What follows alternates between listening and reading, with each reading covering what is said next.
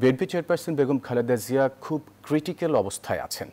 হাসপাতালে বেগম খালেদা জিয়াকে দেখে সাংবাদিকদের এসব কথা জানান বিএনপি নেতা আহমেদ আজম খান। করছেন তিনি আমাদের মাঝে ফিরে আসার জন্য, এখনো অবস্থা অত্যন্ত ক্রিটিক্যালি আছেন, এখনো বলবার মতো কোনো কন্ডিশনে এখনো উনি আসেন নাই।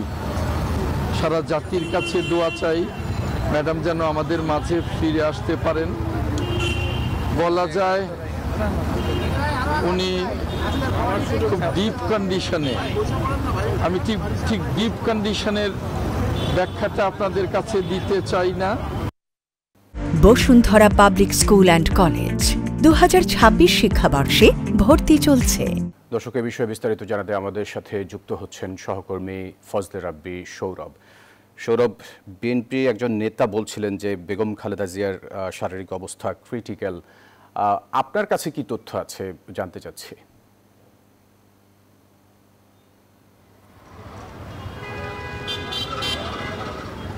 ফয়সাল, যেমনটি বলছিলেন, আসলে বিএনপি নেতা আহমেদ আজম খান কিছুক্ষণ আগে তিনি এভারকেয়ার হাসপাতালে এসেছিলেন এবং তারপর কিন্তু তিনি গণমাধ্যমের সাথে কথা বলেন, যেখানে কিন্তু তিনি বলেছেন যে সিসিইউ বা আইসিইউ বা ভেন্টিলেশন যে কথাটি আমরা বলি না কেন, বেগম জিয়ার বর্তমান শারীরিক কন্ডিশন খুবই নাজুক অবস্থায় আছেন বলে তিনি জানিয়েছেন। এই মুহূর্তে আমি যদি আপনাকে বলতে চাই, আমি কথা বলেছি বিএনপির সিনিয়র যুগ্ম মহাসচিব রুহুল কবির রিজভির সাথে, ফোনে আমাদের কথা হয়েছে। তিনি কিন্তু জানিয়েছেন যে গতকালকেও বেগম খালেদা জিয়াকে যে চিকিৎসা দেওয়া হয়েছে আজও ঠিক সেই চিকিৎসাই দেওয়া হচ্ছে।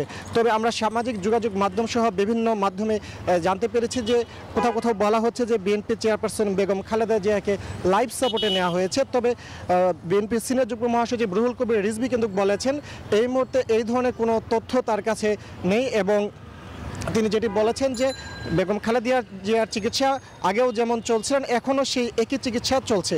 একই সাথে কিন্তু বিএনপির পক্ষ থেকে কিন্তু বলা হচ্ছে যে যে ধরনের তথ্য ছড়িয়ে পড়ছে সেখান থেকে কিন্তু আসলে দলের যিনি স্থায়ী কমিটির সদস্য রয়েছেন এবং বিএনপি চেয়ারপারসন বেগম খালেদা জিয়ার ব্যক্তিগত চিকিৎসক ডাক্তার AZM জাহিদ হোসেন, তিনি কিন্তু আসলে গণমাধ্যমের কাছে হচ্ছে তার সূত্র দিয়ে আসলে খবর প্রকাশ করতে বলা হয়েছে এবং আমরা অপেক্ষা করছি যে আসলে মেডিকেল বোর্ড বা বিএনপির পক্ষ থেকে আনুষ্ঠানিক প্রতিক্রিয়া জানার চেষ্টা আমরা করছি। কারণ বিভিন্ন সূত্রে বিভিন্ন জায়গা থেকে কিন্তু আমরা জানতে পারছি যে বলা হচ্ছে যে বিএনপি চেয়ারপারসন বেগম খালেদা জিয়াকে আইসিইউতে নেওয়া হচ্ছে, এ ধরনের একটি তথ্য ছড়িয়ে পড়ে।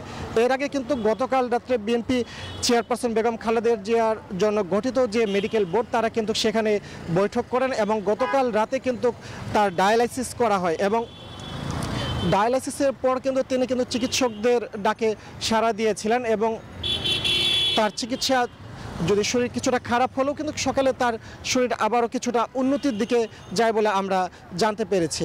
এছাড়াও কিন্তু আমরা জানি যে বেগম জিয়া কিন্তু নানা ধরনের শারীরিক সমস্যা নিয়ে কিন্তু এভারকেয়ার হাসপাতালে ভর্তি হন। গত শুক্রবার রাতে কিন্তু তার শারীরিক অবস্থা অনেকটাই সংকটাপন্ন হয় বলে আমরা তখন জানতে পেরেছি এবং তার প্রেক্ষিতে আজ কিন্তু আমরা দেখছি এই মুহূর্তে এভারকেয়ার হাসপাতালের সামনে কিন্তু বলা হচ্ছে যে আহমেদ আজম খান এসে বলেছেন যে আহমেদ আজম খান তিনি দেখে এসে কিন্তু বলেছেন যে যে অবস্থার কথাই বলা হোক না কেন আসলে ওনার শারীরিক অবস্থা খুব একটা সুখকর নয় বলে তিনি মন্তব্য করেছেন। তিনি বলেছেন যে আসলে আইসিইউ থেকে সিসিইউ থেকে ভেন্টিলেশন বা লাইফ সাপোর্ট যেটি বলা হোক না কেন, তারা বলছেন যে ওনার শারীরিক অবস্থা খুবই ক্রিটিক্যাল অবস্থায় আছে, অর্থাৎ খুবই নাজুক অবস্থায় আছেন বলে তিনি জানিয়েছেন। এর আগে কিন্তু আজ একটি অনুষ্ঠানে কিন্তু বিএনপি মহাসচিব মির্জা ফখরুল ইসলাম আলমগীরও কিন্তু বলেছেন যে আজকে যে সেখানে তিনি বলেছেন বিএনপি চেয়ারপারসন বেগম খালেদা জিয়ার চিকিৎসার জন্য কিন্তু হচ্ছে যে দেশি বিদেশি চিকিৎসক যারা রয়েছেন তারা কিন্তু হচ্ছে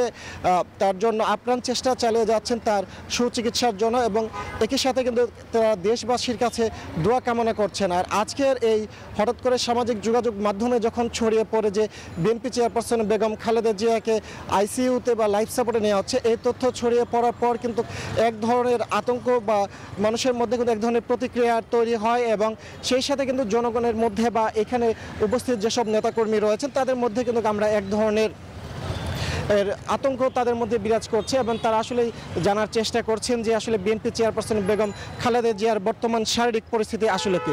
এমন পরিস্থিতিতে কিন্তু সাধারণ জনগণ থেকে শুরু করে এখানে উপস্থিত যেসব নেতাকর্মীরা উপস্থিত হয়েছেন তারা কিন্তু বলছেন যে দলের পক্ষ থেকে যেন একটি সুনির্দিষ্টভাবে জানানো হয় যে বিএনপি চেয়ারপারসনের বর্তমান শারীরিক কন্ডিশন কি এবং সেটি যেন দলের পক্ষ থেকে জানানো হয়। এছাড়াও আমরা এখানে সকাল থেকে অবস্থান করছি এবং জানতে পারছি যে যেটি তিনি চিকিৎসা নিচ্ছেন এবং গতকাল রাতে তার কিডনি ডায়ালাইসিস করার পরে কিন্তু এখন কিছুটা চিকিৎসকদের ডাকে সাড়া দিচ্ছেন বলে আমরা জানতে পেরেছি। তো এই ছিল আমার কাছে রাজধানীর এভার কেয়ার হাসপাতাল থেকে বেগম খালেদা জিয়ার চিকিৎসা সংক্রান্ত সবশেষ তথ্য। ফয়সাল।